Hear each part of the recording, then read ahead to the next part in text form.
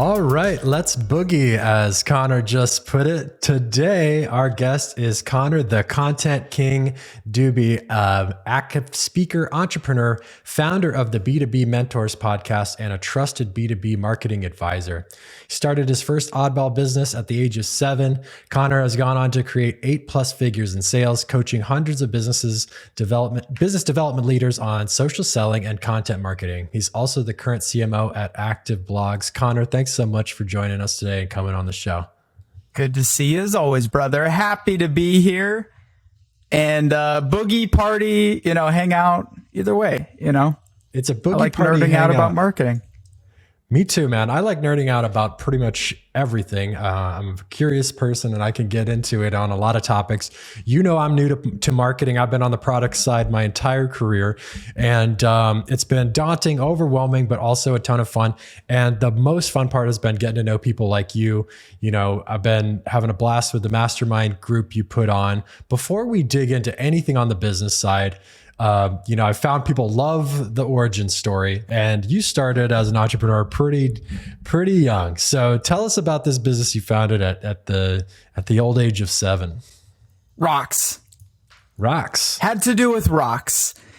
And, back at the tender age of 7, both my parents were real estate folks. So naturally the entrepreneurial kind of mindset I was surrounded by with my family, and was, the young kid always brought to Christmas parties and the schmooze and booze events. And so at the age of 7, which was actually when 9/11 happened, I wanted to find a way to give back, and came up with the idea. I actually took rocks from my neighbor's yard and from my parents' yard, and I painted them with American flags and art and kind of stuff. I mean, it wasn't great, but I just tried to find some cool rocks, and then I took them, to a motorcycle rally, actually a Harley Davidson rally, and I sold them all.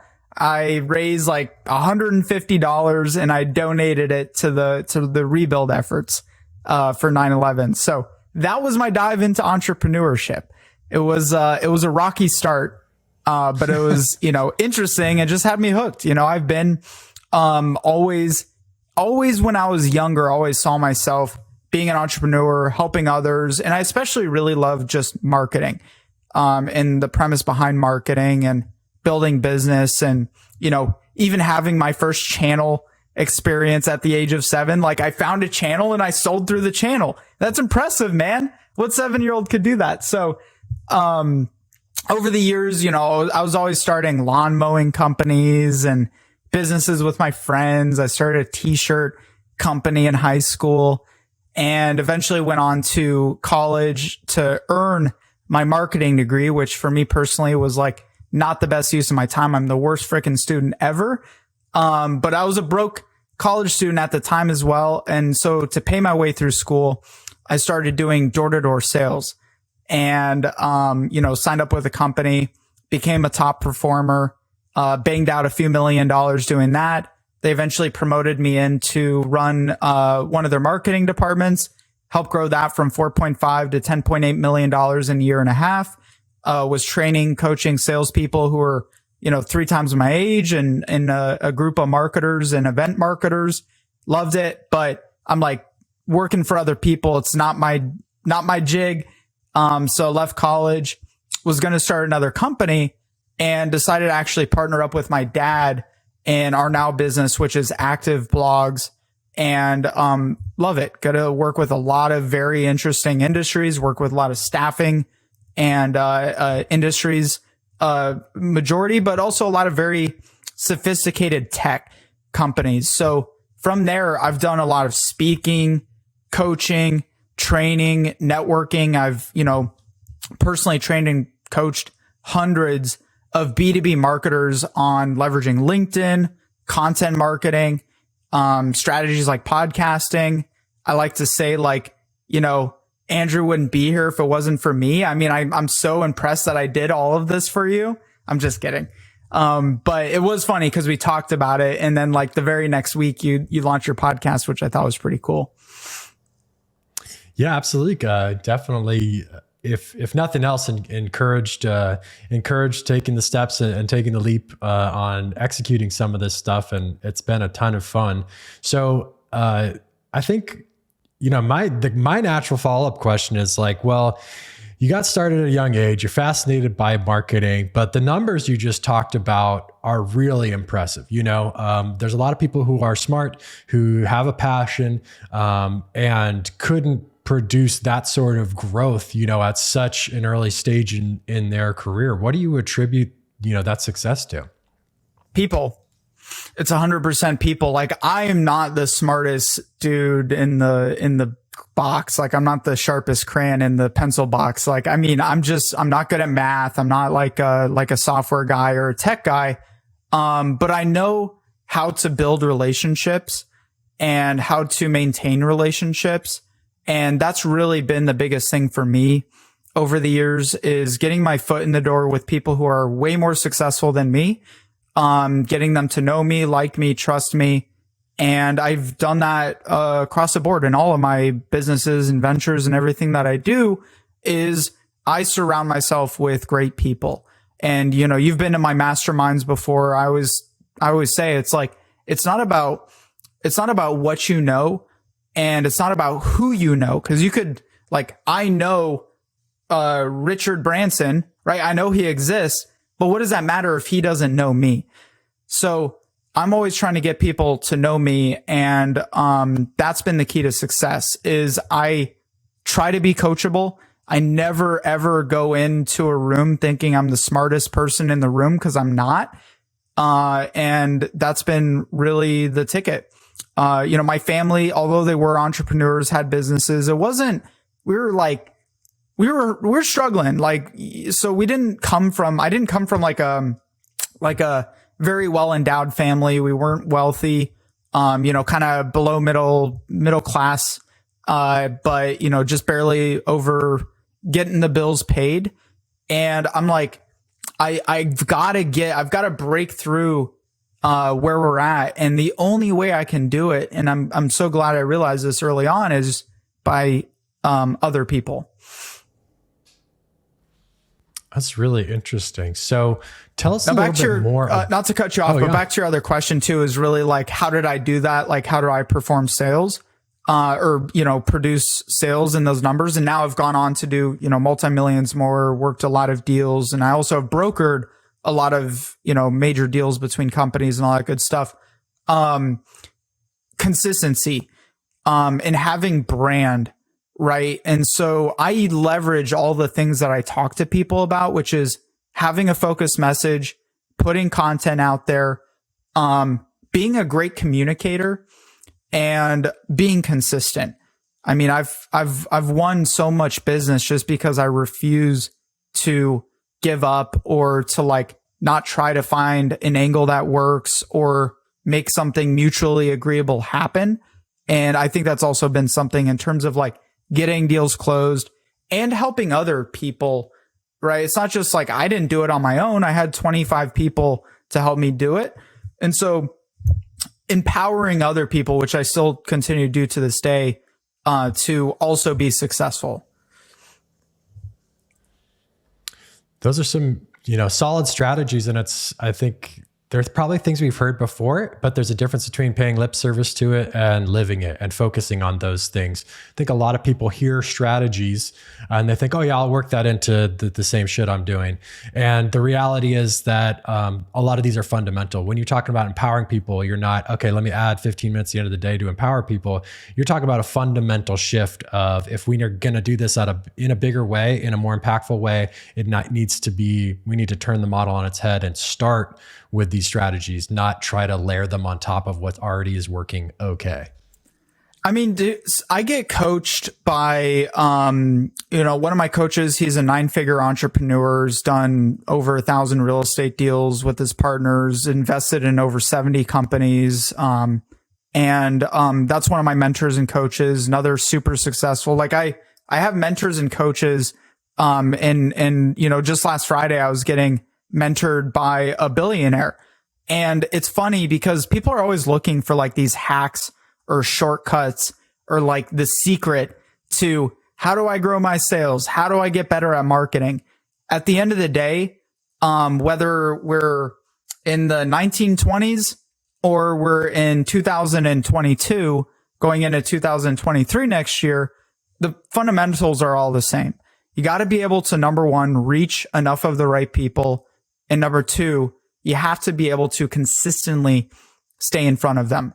And it takes a lot of work, takes a lot of practice. It takes a lot of discipline, like not even just in terms of what you're tactically implementing, but how you're disciplined in yourself. And so there is no secret hack or strategy. It's a lot of hard work. It's a lot of focus. But if you can tap into those ways that you can reach enough of your right people, stay in front of them, that's a differentiator. That's what's missing. If you're sitting here like, dude, how do I grow my business? How do I get more deals in my pipeline? Yeah, there's a lot of nuances. There's a lot of ways to go about it. But at the end of the day, it's really that simple formula of reach and consistency. Absolutely. And that's something that, I didn't really learn myself until I started thinking about this from the marketing perspective. Focusing on product my entire career, it's a different mindset.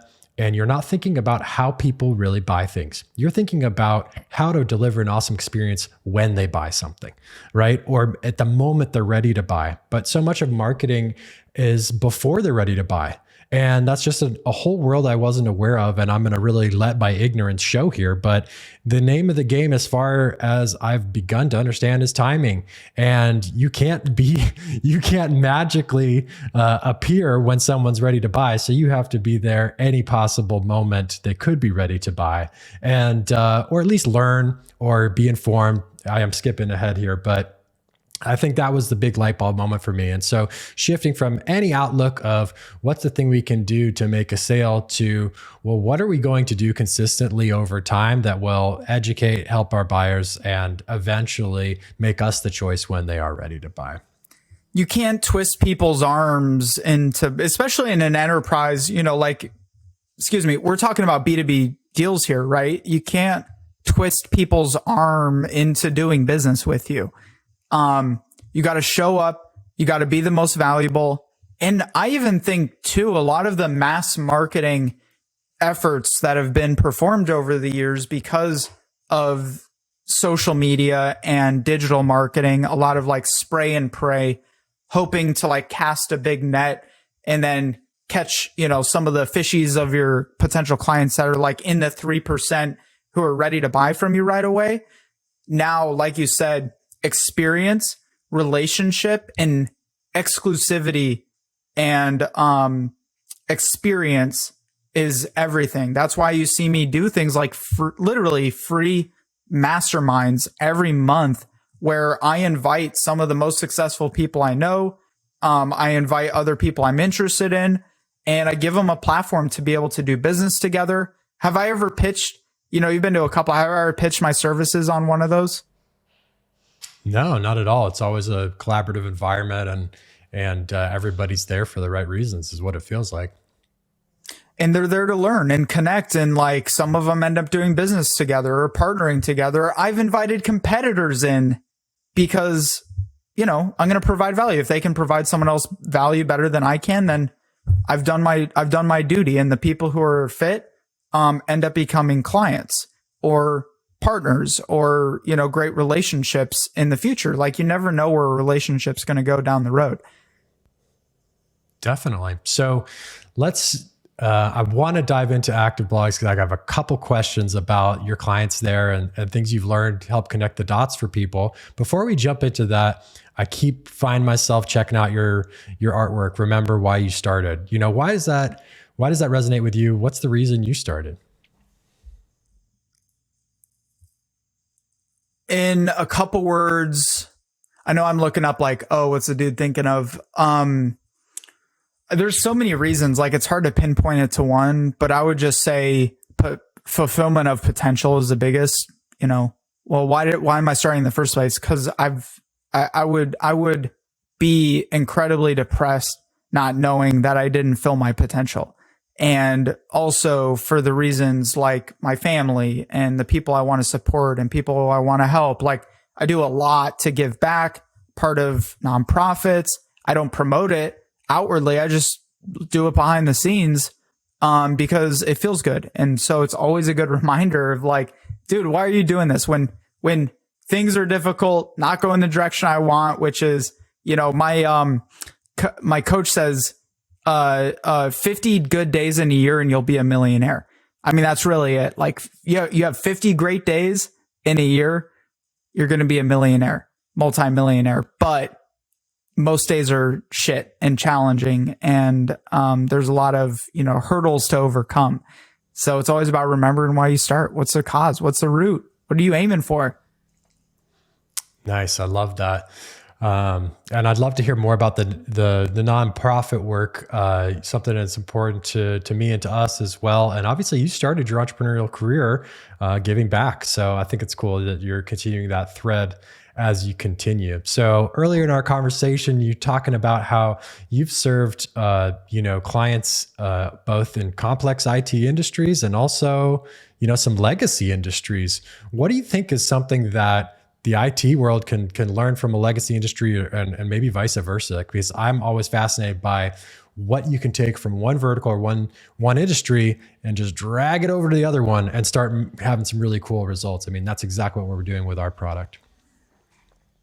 Yeah, I mean, I'm always studying across industry. Like I read the Wall Street Journal every morning and go through and I'm reading everything that's happening in different verticals and watching CNBC and just studying, right? I'm a student of the game. Like business is my sport. And so at a base level, in terms of marketing, like what can you learn across industries is one, there's a lot of competition. There's more competition than ever nowadays. And your competitors are probably out marketing and out communicating you, which is the name of the game.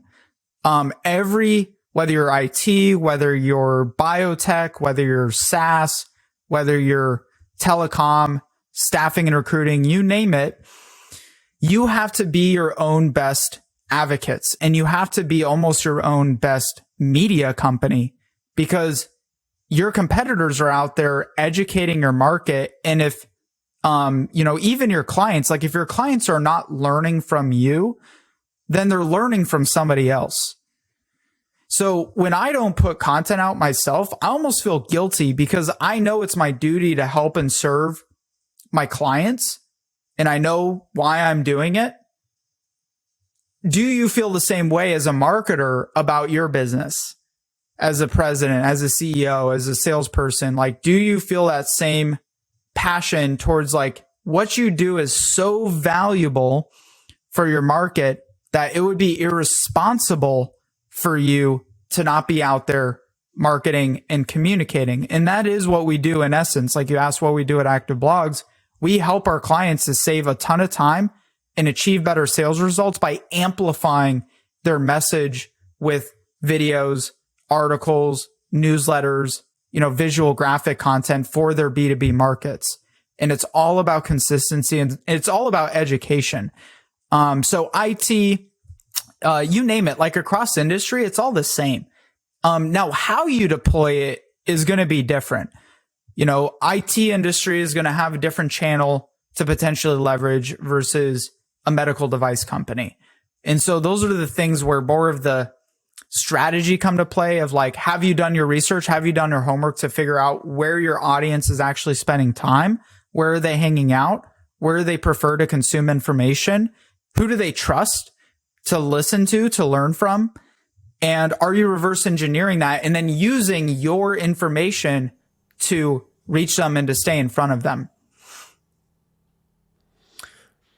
Makes sense to me. I really like this information. On our journey, we've tweaked a lot, and it all came down to understanding where our customers, how they're learning about stuff today, and trying to reach them there. And I love your idea of duty, because one of the things that I'm really passionate about, and my team's really passionate about.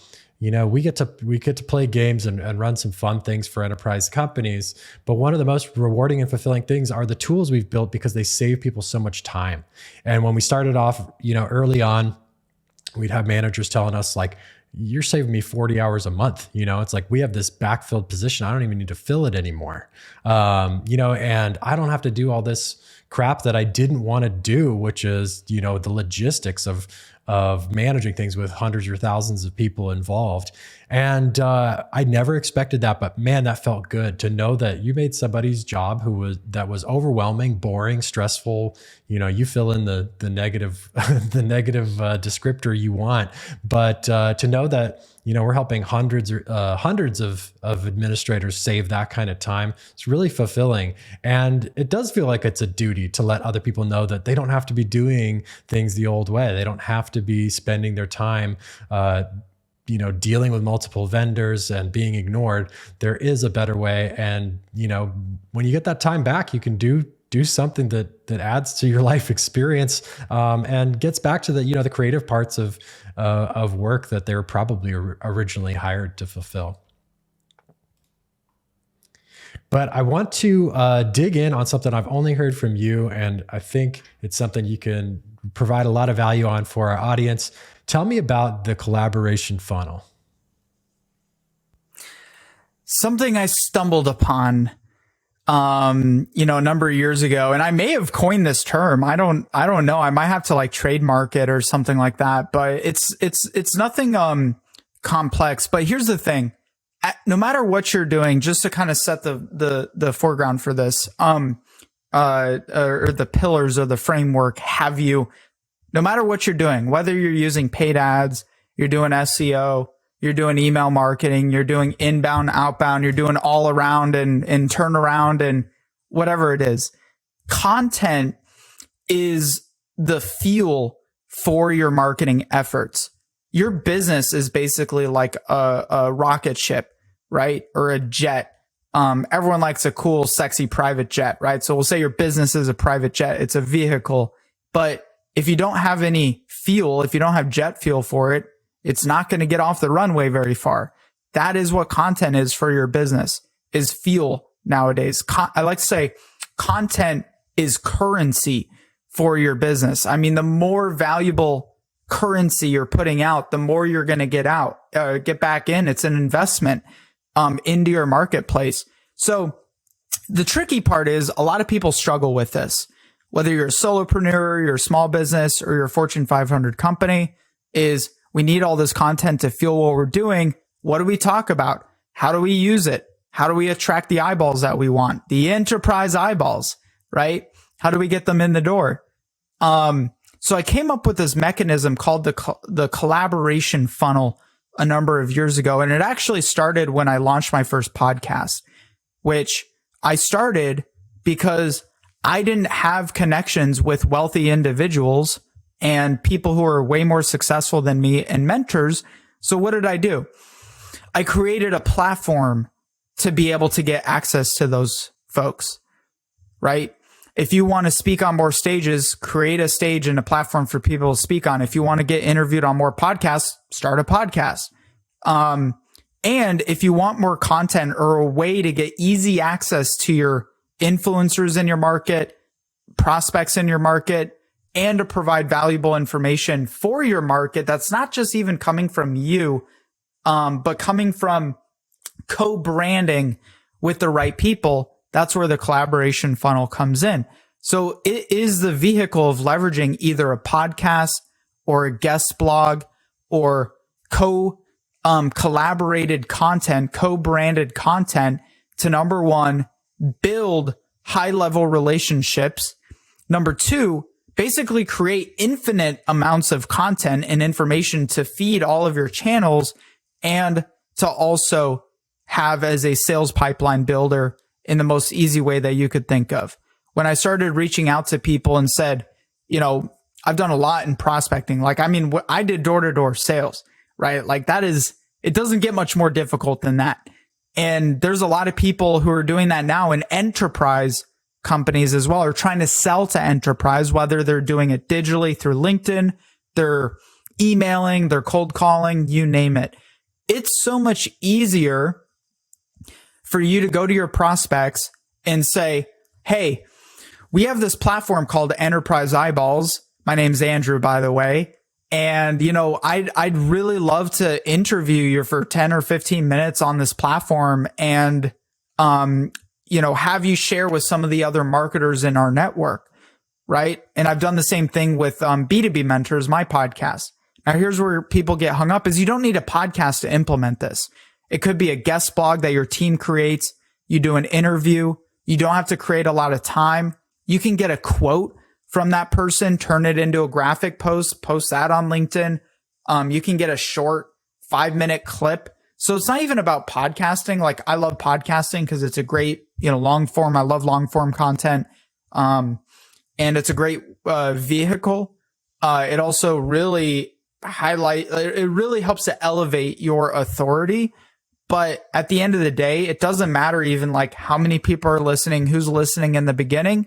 It's about giving that other person a quality experience and a platform that they can share their expertise and then using that in your marketing, but also as a relationship opener. I love it. I can back up everything that you're talking about with the context of this podcast. I've gotten some awesome compliments. Hey, I'm loving the clips. I'm loving the show. You're doing an amazing job. And I say, thank you. But it's easy because I just have good people come on and talk about what they know about, that's very Thank you. But I got to give Connor all the credit for it anyways. So Connor and all the guests. I mean, I'm just going to keep playing that.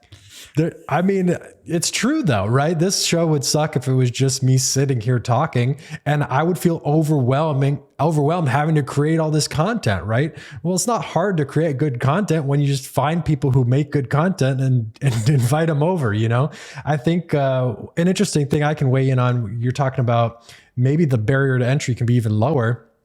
When I was doing more product over the last couple of years, a couple times people would interact on LinkedIn and say, hey, I love what you just wrote about UX. Can I quote you for this thing? Can I put this on Instagram? It's happened to me a few times. And yeah, just that popped in my head when you were describing, you don't even necessarily have to be proactive about going to get this person to say something new. You could be hunting on their LinkedIn or on their website and ask to repurpose something they've already made in the past. So it's an even lower barrier to 100%. Entry, low friction, low effort. And the results are there because I don't know what it is. It's one of those things where if you're on stage with a microphone, people will listen to you more, right? And there's one of those, it's just the association of branding. It's just one of those things where if I quote you, somehow I get some of the credit for what you said. And it doesn't really make a lot of sense when you dive into it, but that's just how our brains work, I think. Well, it does. It's a 360 win. I call it prospect generated content. Like you're literally using your prospects and your market to help you generate the content. And the reason this is effective, I'll give you an example. I have a great number of clients who sell to like CTOs and CIOs and CISOs. And these are tough people to get your foot in the door with because especially with the explosion of IT and all that digital transformation bullshit, sorry guys, I cuss a little bit, but the digital transformation boom, it's hard to get your foot in the door with folks like that. But who do they want to learn from? Right? If I'm a CTO in a Fortune 50 company, who do I want to learn from? Other CTOs, the one above me. Exactly. I want to learn from my peers, and that's what this collaboration platform enables you to expand upon is leveraging that peer-to-peer influence without you having to be and like become that peer-to-peer influence. You can go from nothing, absolutely nothing, and build yourself into a trusted source just purely by associating yourself with others. Like if you go to any of my landing pages, I have business celebrities. I've got Jeff Hoffman, founder of Priceline.com. I've got Kevin Harrington, original shark of Shark Tank. I've got Joel Comm, you name it. And just simply by having proximity to those people helps to elevate my status as well. Any business, any industry, any company, any marketing person can deploy this. Yeah, let's talk a little bit about how to do that, right? Because I think a lot of people listening will think, well, okay, well, you got lucky or you had connections. Like, I would love to have that proximity to these people or these brands. What's step one to getting in their universe?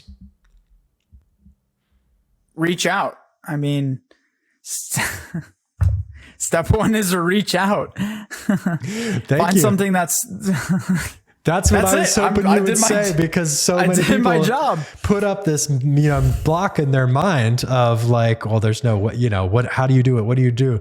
And the answer is almost always as simple as you think it is. The answer is, I mean, now again, to be fair, any Letterkenny friends or fans out there, to be fair, it's not always as simple as just like, I can't go automatically reach out to a celebrity and they're going to say yes. Like, they don't know who I am. And so that's where it goes back to even how we started this podcast, is relationships, right? Find people who are in that circle of influence, right? The reason I got on stage and spoke in front of Kevin, and he came up to me after I spoke at an event and we got that picture together that you see on my mastermind landing page, is I invested into a mastermind with one of my now best friends, Brandon T. Adams, who runs a video marketing mastermind, but he's also business partners with Kevin Harrington. So I invested there to get access to him. That's also how I got access to Jeff, founder of UBid, Priceline.com, Booking.com, who I now, have a relationship with and I've gotten to like actually engage with. And he's actually mentored me on my business. I'm not afraid to invest. I'm not afraid to exchange money for relationships. People are like, you're not supposed to pay for mentors. Dude, that's stupid. Like, also, some of these influencers, you can pay them for their time. Right? If it's the right person, I would pay them to come on my podcast, because I can take the picture of us doing that together, the video, and that's going to be worth way more than what I spent to have them, do that interview with me or to be affiliated with me. So try reaching out, tap into the circle of influence. It's so easy nowadays between Instagram and Facebook and LinkedIn and TikTok and Doc and you name it, like, to get to identify like who does this person surround themselves with? And then maybe I can access those people, build an authentic relationship. Like, I don't just approach someone and say, hey, can you introduce me to, whatever name celebrity? Can you introduce me? No, build a relationship, be willing to, do the work. It is work, right? It's just like prospecting. And it goes back to, okay, maybe I send them a video. Maybe I send them a gift. Maybe I send them something to like get their attention. Or I pay money to do it. So there's a lot of ways. Got to be creative. And you can't just like think yourself into paralysis analysis. You just got to start taking action. Little baby step, right? Create a list. Go ahead. Check it twice. Don't check it twice. Yeah. No, I think what I would just zoom in on there, and I think where some people get caught up, or maybe there's a misunderstanding, is if you, like you said, buy them a gift or pay that money to have them featured, it's not a one-time transaction. The purpose of that gift or the first, paying for their time, that is to get their attention, because they're going to be inundated with requests and intros and all these things, right? So the flashy, what's perceived as transactional piece of it is actually just to get a foot in the door, just for step one. After that, a real relationship can be born, and I think what a lot of people don't understand is that you could, relationships, real genuine relationships grow out of all sorts of different experiences and interactions. And what you're doing to get that first interaction doesn't necessarily mean that's what you're doing to build the relationship after the fact. 100%. If that person's speaking at an event, buy a VIP ticket, which will probably come with dinner with the speakers or access to the back room. And from there, that's where people struggle, is like, well, what do I do? don't worry about what to do. What you should be worried about is, are you asking the right questions? Are you asking your way to success? The thing that separates me from others, when I come across someone who's way more successful than me and I want to build a relationship with them, I never ask them, can I pick your brain? I never ask them, how can I help you? Right? Stupid question. It's a terrible question to ask. What you should be doing is, first off, do your research, do your homework on those people, know what's important to them, study their social, study their content, study their career, get some context and educate yourself, and find out what's important to these high level individuals, high level, high net worth, high quality individuals, and then tap into that. And then, like, for example, what did I do? So my now coach, 9-figure entrepreneur, I paid $1,500 for 20 minutes just to meet with him one-on-one. Like, who would do that? Not many people. But what happened is we sat down together, we got some dinner. Like, yeah, I'm paying for this. But then what did we do? I didn't try to pitch him or anything. Like, I made the dude laugh and I cracked some jokes and I asked him a lot of questions about, I know you mentioned that this business you're invested into, what happens if this happens in the market or this, and like creating genuine intrigue and curiosity with people. That's the differentiator. Can you be naturally curious?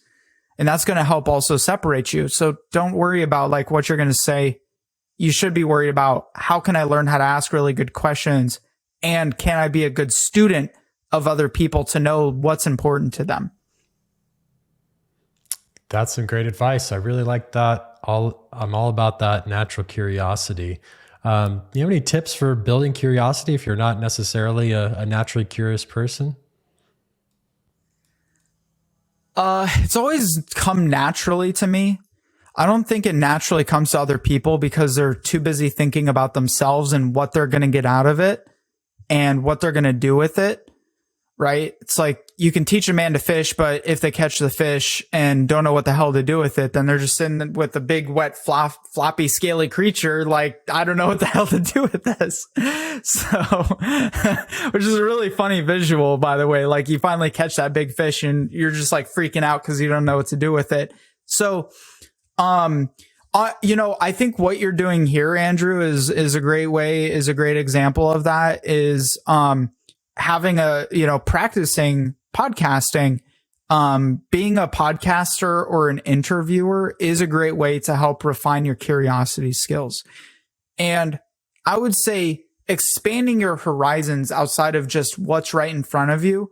I know a lot of people who like only care about the one thing and the one thing that they feel is related to their business or industry, right? So like if I'm in IT industry, all I do is just frickin' hammer home and study technology, and I'm so technologically smart, but I don't know how to hold a conversation if I get into a room full of people or if I get someone in front of me. So, like what I said, I read the Wall Street Journal just out of curiosity, trying to find things that pique my curiosity. You got to be a student. And being a student doesn't just end when you're left college, left high school, left elementary school, no judgment if you didn't even make it to college, or to high school. So you just gotta it's a habit. Same as going to the gym. Like if you haven't been in the gym in a while, it sucks to get back into the gym. And so, it's the same muscle. Curiosity is a muscle, but you got to figure out ways to practice that muscle. That means asking good questions. Go talk to your spouse. Ask them questions you think you haven't asked them before. Like I've heard conversations between couples, or you'll see like a dating show on Netflix, for example, and you hear like questions that are being asked. You're like, those aren't even genuinely curious questions. They're self-interested questions. So, I don't know if there's a magic trick for it. I've kind of just naturally have had that skill set. And if you can't be that person, then find someone who can be and like partner up with them. No, I think there's a great lesson to be learned there. I mean, early in my career, when I was a freelance designer, working for peanuts, one of my strategies, because I had a ton of social peanuts. I mean, a shekels. I don't know what the right word is. I was struggling to get by, and I was scared to network, scared to meet people. And one of the things I did was go to a networking event, find the best networker there, and then make friends with them, and try to do a one-to-many because. And stay top of mind with people I know were out there doing these events, because I couldn't go to all of them. I was scared of going to all of them. There were some I was just straight up intimidated by, like, I'm just going to feel like a loser there. I'm not going. And, over time, I got my own comfort, but yeah, that early strategy of being in front of the people who, are out there talking to people. And if they like you and understand what you do, then they can throw a lot of things your way. So understanding your strengths and weaknesses, and also your strengths and weaknesses of the moment. I think I knew eventually I could get over a lot of that and be a good networker and relationship builder on my own. But at that early stage in my career, I was just too overwhelmed and intimidated to be good at it. And that is the differentiator, like the differentiator between those who are successful, however you define success, is when you're in those situations that you feel intimidated, like you're like, I'm not supposed to be here. Like, dude, they let me in this room. You're in the right room. I mean, that's where you're supposed to be. Like, growth doesn't come from a comfortable place. Growth comes from immense discomfort.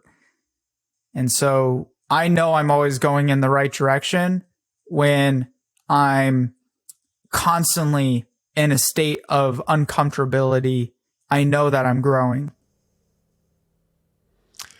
I can't add anything to that other than I 100% agree. If you feel like you're in the wrong room, you're probably in the right room. So if we really want to get into some discomfort, Connor, are you ready to share your screen and play some Tap to Flat? Oh, you son of a gun. All right, let's do this thing. I'm going to win. And if I don't, then we're going to be here all night until I hit the top score. So that's good. Right, you and I don't have anything else going on. So Connor, you got that brief little practice we did before the show, just like the other guests. I'm going to put you on a timer for 1 minute here. If you get a game over, just click. It'll start over and record your highest score as we go. If you happen to be on a sweet run at the end of the minute, I'm going to let you keep flapping. So here we go. There you go. Oh. So I keep going? Keep going. You got 53 seconds left. Wait, can I use the center bar? Oh, there we go. I was using the up arrow. Oh, it should be with the mouse. I can't believe you're using the keyboard. Oh, is it with mouse? That might be easier too. Let's try that. I had no idea that the keyboard worked at all. Guys, I will say that he gave me a fatter and heavier bird than all of the other ones. So just if you're wondering what's happening here, oh man, that's tough. That's tough. Got about 20 seconds. What's my time? About 20 seconds left. Come on, 15. baby. Come on, baby. 5 seconds. Get a good one going. Oh, okay. Well, that last is last round. We're still going. Oh. Well, you know what? 2 is actually respectable. This is a really hard game. Super addictive. That's why we get some of our I'm not happy with it. Great results this freaking link with this game. I'm saving this link. It actually is great to get going on calls. It's become kind of a thing on our team, and it is an obsessive addiction, but we do have multiple members of the team. Well, thank you for humiliating me after such a great podcast interview. I feel like my ego is all the way up here and then all the way down here. So it's all about some other way to humble myself. Being a good sport. We appreciate you playing. Like everything we do, it's an iteration. Next season is going to be a different game. I think we're going to have some other little surprises along the way, but it's been a lot of fun to have people dive in. So thanks for being a good sport. Appreciate it, brother. So Connor, if people are interested in getting in touch, what's going on? What's the best place to find you? Well, check out our B2B Mentors podcast. B2B as in business to business podcast. That is also on all your favorite podcast apps. LinkedIn, use LinkedIn quite a bit. So Connor, Connor, Dube, Dube. Make sure to follow me there. Give me a shout out. Let me know that you heard me from Enterprise Eyeballs podcast. I do a lot of podcast interviews, so that would be great. And let's connect. Come check out our mastermind. Get to know Andrew. He's part of my circle now, and we'll go from there. Thanks a lot, Connor. Hope to have you on again in the future. Anytime, bro.